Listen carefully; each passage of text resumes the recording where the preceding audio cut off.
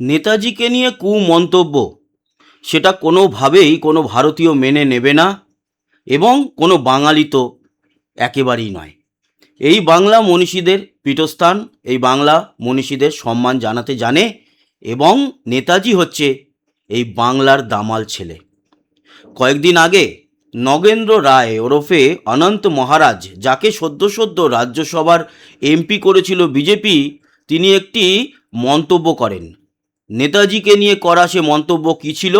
ভারতের স্বাধীনতায় নাকি নেতাজির কোনো অবদান নেই, এবং আরও একটি মন্তব্য ছিল আজাদ হিন্দ ফৌজকে নেতাজি নাকি দুর্ব্যবহার করেছে, মানে অন্যভাবে ব্যবহার করেছে। এই যে কথা, এটা কিন্তু বাঙালির অপমান শুধু নয়, ভারতবর্ষের অপমান, সাধারণ মানুষের অপমান। তার কারণ নেতাজি আমাদের আদর্শ, সেটা শুধু নয়, নেতাজি আমাদের রক্তে, নেতাজি আমাদের হৃদয়ে। ফলে কোনো বাঙালি এটা মেনে নেবে না। আমি 2-3 দিন আগে একটা ভিডিও বানিয়েছিলাম, তাতে কি বলেছিলাম যে ফেস লস হচ্ছে এই মুখ্যমন্ত্রী যিনি এসছেন শুভেন্দু অধিকারী তার, এবং রাজ্য বিজেপির টিআরপি কমছে। তাতে আমি 3খানা বিষয় উল্লেখ করেছিলাম, তার মধ্যে 2টো বলেছিলাম, একটা তো বলিনি। একটা ছিল অন্নপূর্ণা ভাণ্ডার, দ্বিতীয়টা ছিল এই তৃণমূলের যারা নাকি ভালো তৃণমূল তারা ঢুকে যাবে বিজেপিতে, তাদের নিয়ে কফি খাওয়া, দাঁতবার করে ছবি তোলা, এগুলোর জন্য। আর আরও একটা ব্যাপার ছিল, সেটা হচ্ছে নেতাজিকে নিয়ে কুমন্তব্য, যেটা ফেস লস করতে বাধ্য এই গভর্নমেন্টের। সেখানে এটা বলেছিলাম যে ঘুরে দাঁড়াতে হবে, বিজেপিকে আমরা নিয়ে এসেছি সবাই মিলে, এই পশ্চিমবঙ্গের মানুষজন, সাধারণ মানুষ মিলে, তাদেরকে সরিয়ে দিতে নয়, পশ্চিমবঙ্গের ভালো করার জন্য। তাদের হাতে ক্ষমতা রয়েছে, তারা যেন তাদের টিআরপি বাড়ায়, এবং শুভেন্দু অধিকারী আবার জনপ্রিয়তা যেটা হারাচ্ছেন সেটা যেন ফিরে পান। গতকালকেই নেতাজির এই কুমন্তব্য সম্পর্কে শুভেন্দু অধিকারী কি জানিয়েছিলেন? বলেছিলেন কাউকে ছাড়া হবে না, একজনও কিন্তু রেহাই পাবে না। আর তারপরে আজ বৃহস্পতিবার উত্তর দিনাজপুর থেকে একজনকে গ্রেপ্তার করা হয়েছে। মানে এই নগেন্দ্র রায় এবং যার নাম অনন্ত মহারাজ, ওনার পোস্টের পর ওই কিছু বাদরের বাচ্চা থাকে না, লাফালাফি করে, শুধু ভাবে বোধহয় নেতাজিকে নিয়ে, স্বামী বিবেকানন্দকে নিয়ে কিছু আমরা বললে আমরাও বোধহয় হাইলাইটেড হব। এখন হাও হাইলাইটেড, যারা যারা কুমন্তব্য করেছে প্রত্যেকের পোস্ট ধরে ধরে তাদের মার্ক করা হচ্ছে। ক্ষমা চাইলেই হবে না, আজকেই অ্যারেস্ট হয়েছে। আর এই মুহূর্তের খবর হচ্ছে এই অনন্ত মহারাজ নগেন্দ্র রায়কে 2026-এর 21শে ফেব্রুয়ারি মুখ্যমন্ত্রী মমতা বন্দ্যোপাধ্যায় বঙ্গবিভূষণ উপাধিতে ভূষিত করেছিলেন। সেই বঙ্গবিভূষণ উপাধি কেড়ে নেওয়া হলো। আমাদের এই রাজ্য সরকার যারা বঙ্গবিভূষণের ডিপার্টমেন্ট আছে, দেখাশোনা করেন, তাদের বলে দিয়েছেন বঙ্গবিভূষণের যেই সমস্ত সুযোগ সুবিধা তারা পেয়ে থাকেন সেখান থেকে নাম কেটে দাও নগেন্দ্র রায় অনন্ত মহারাজের। এবং এখন থেকে আর এই অনন্ত মহারাজ নিজেকে বঙ্গবিভূষণ বলতে পারবে না। এটা হলো প্রাথমিক স্টেপ। এরপর আরও আমরা বড় কিছু দেখতে চাই। নেতাজিকে নিয়ে করা কুমন্তব্যের ক্ষমা হবে না, ক্ষমা চাইলেও ক্ষমা করা হবে না। তাদের আমরা কিন্তু একটা উপযুক্ত শাস্তি দেখতে চাই, কারণ এটা বাঙালির অস্মিতায় আঘাত।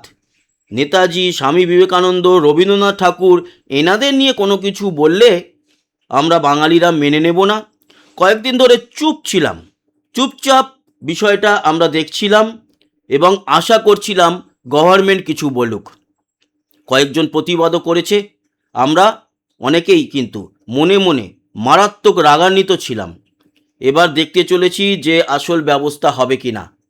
তার ব্যবস্থা শুরু হয়েছে।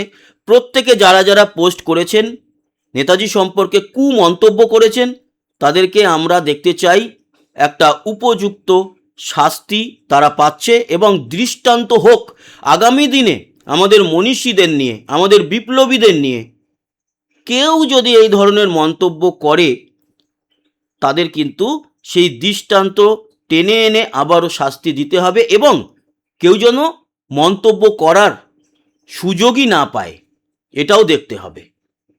তার মনের মধ্যে যেন সেই ভয়টা ধরে যায়, যে এটা করলে হয়ে গেল। এই মন্তব্য করে ঠিক করেনি, বাঙালিকে আঘাত দিয়েছে। আর তার সঙ্গে কিছু ওই যে বললাম বাদরের বাচ্চা লাফাতে লাফাতে তারাও পোস্ট শেয়ার করেছে। তারা কারা আপনারা জানেন। এবার কিন্তু কাউকে ছাড়া হবে না। আমাদের যে সাইবার ক্রাইম ডিপার্টমেন্ট আছে তাদের নির্দেশ দিয়েছেন মুখ্যমন্ত্রী যে আপনারা এটা দেখুন, যারা যারা এই পোস্ট করেছে তাদেরকে খুঁজে বার করুন। খোঁজা শুরু হয়ে গেছে। উত্তর দিনাজপুর থেকে আজকে একটা ছেলেকে গ্রেপ্তার, বাদরের বাচ্চাকে গ্রেপ্তার করা হয়েছে। এবার আরও বাদরের বাচ্চা গ্রেপ্তার হবে। অনেকটা শুনে শান্তি লাগছে, ভালো লাগছে। আবারও বলছি যে এই রাজ্য সরকারকে চলতে হবে, রাজ্যকে ভালোভাবে চালাতে হবে। তার জন্য কিন্তু এই জিতে আসার 3 মাসের মধ্যেই ফেস লস যেই বিষয়গুলো নিয়ে হচ্ছে সেই বিষয়গুলো নিয়ে কাজ করতে হবে। 3টে মূল বিষয়: অন্নপূর্ণা ভাণ্ডার, তৃণমূলীদের বিজেপিকরণ করানো, আর হচ্ছে গিয়ে নেতাজিকে নিয়ে এই কুমন্তব্য, সেখানে বিজেপির না ব্যবস্থা নেওয়া।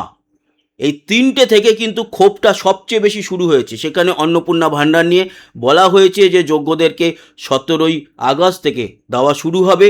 সবাই যদি যোগ্যরা পেতে থাকেন, এখানে বিজেপির অনেকটা কিন্তু রিকভারি হয়ে যাবে যে জনপ্রিয়তা হারিয়েছে।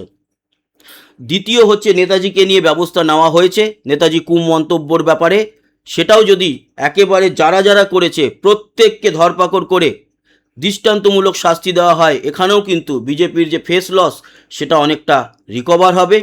আর আজকেই যেটা খবর আছে, এই যে তৃণমূলের লোকজনগুলোকে বিজেপি ঢোকাচ্ছিল সেই বিষয় নিয়ে জেপি নাড্ডার সঙ্গে বৈঠক করতে গেছেন বিজেপির স্টেট প্রেসিডেন্ট শ্রমিক ভট্টাচার্য, এবং তিনি সেখানে জেপি নাড্ডার সঙ্গে বৈঠক করবেন দিল্লিতে। আলোচনার একটা বড় বিষয়বস্তু হচ্ছে এই তৃণমূলী যারা প্রবেশ করতে চাইছে বিজেপিতে, দিল্লির থেকে যে অর্ডার আসছে যে যারা যারা এমপি আছে তাদেরকে বিজেপিকরণ করাও, তাদের ভোটটাকে টানার চেষ্টা করো যাতে আমাদের সংসদে বিল পাস হয়। এগুলো করতে গিয়ে আমাদের বাংলার যে বিজেপি, সেই বিজেপি কিন্তু জনপ্রিয়তা হারাচ্ছে। যেই জনপ্রিয়তা নিয়ে সরকার এসছিল 3 মাস আগে হই হই করে, সেই জনপ্রিয়তা আজ নেই। কিন্তু এগুলো ঠিকঠাকভাবে রিকভার করতে পারলে জনপ্রিয়তা কিন্তু ফিরে পাবে। কারণ মানুষ কাজ দেখতে চায়। মানুষ যেটা চায় সরকার যদি সেটা করে তাহলে সেই সরকার জনপ্রিয় হবেই। মানুষের মতামত মেনে চলতে হবে সরকারকে, এবং এটাও দেখতে হবে সেই মতামতটা যেন গুরুত্বপূর্ণ হয়। এমন না হয় যে আমার 10 তলা 15 তলা বাড়ি রয়েছে অথচ আমি লক্ষ্মীর ভাণ্ডার নেব, মানে অন্নপূর্ণা ভাণ্ডার নেব, এরকম অবান্তর যেন না হয়। যাই হোক, এই ছিল এই মুহূর্তের এই আলোচনা। যারা এখনও পর্যন্ত সাবস্ক্রাইব করেনি, সাবস্ক্রাইব করে আমাদের সঙ্গে জুড়ে থাকুন। আবার দেখা হচ্ছে, ততক্ষণের মতো টাটা।